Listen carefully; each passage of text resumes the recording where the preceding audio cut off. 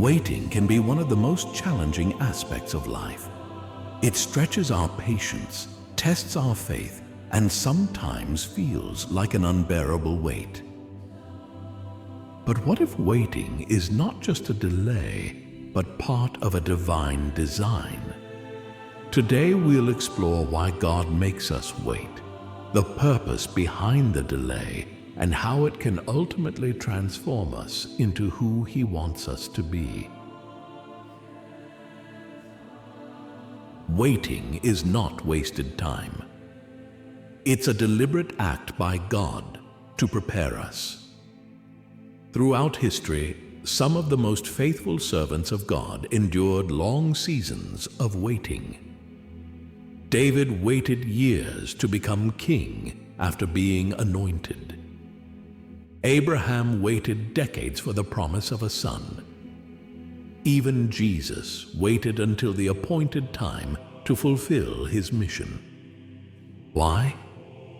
Because in the waiting, God works. He builds our character, shapes our hearts, and strengthens our faith. Waiting teaches us patience, a virtue that is often overlooked in a fast-paced world. It reminds us that life is not about instant gratification, but about becoming more like Christ. Just as a potter molds clay, God uses waiting to mold us. Through it, He cultivates wisdom, humility, and resilience. David, for example, was anointed as a young boy. But God didn't place him on the throne immediately. The time in between was spent preparing David, teaching him to trust, to lead, and to depend fully on God. Like David, our waiting is not a denial of destiny, but a refining process. When God makes us wait, it's often because He is preparing us for something greater. Abraham and Sarah had to wait for Isaac, the child of promise.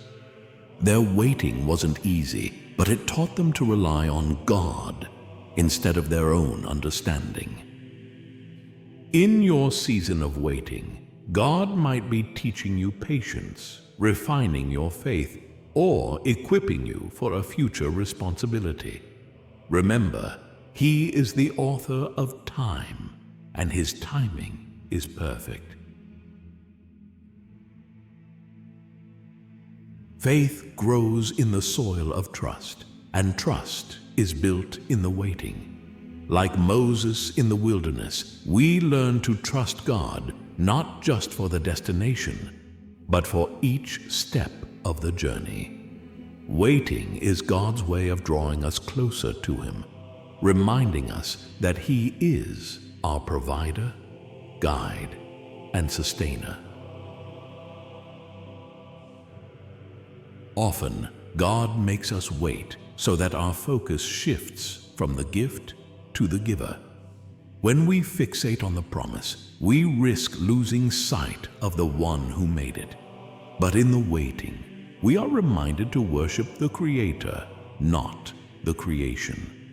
Joseph, for example, endured years of hardship before his dreams came true.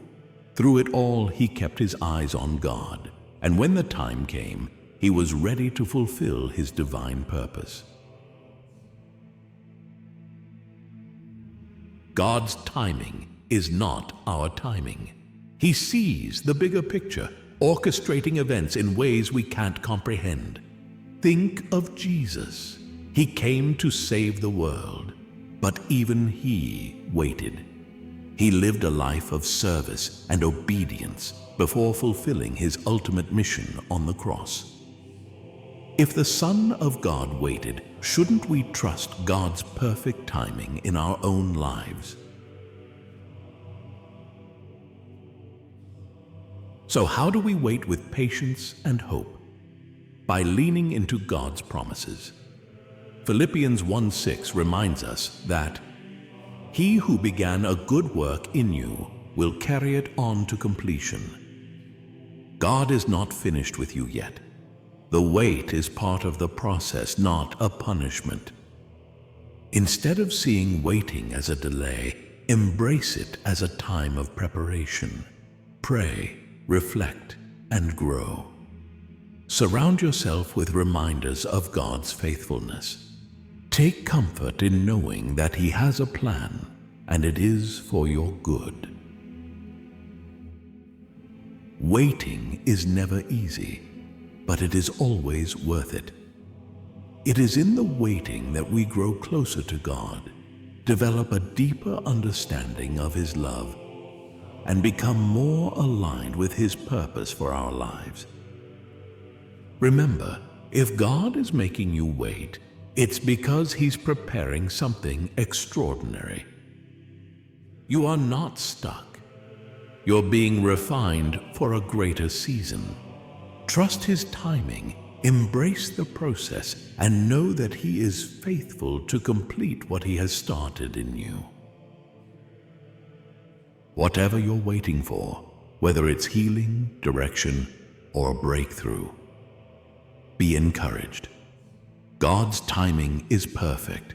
His plans are good, and He is working all things together for your benefit. Rest in Him and find peace in the promise that He will never leave you or forsake you. If this message spoke to you, please share it with someone who might need encouragement. Thank you for watching, and may God bless you.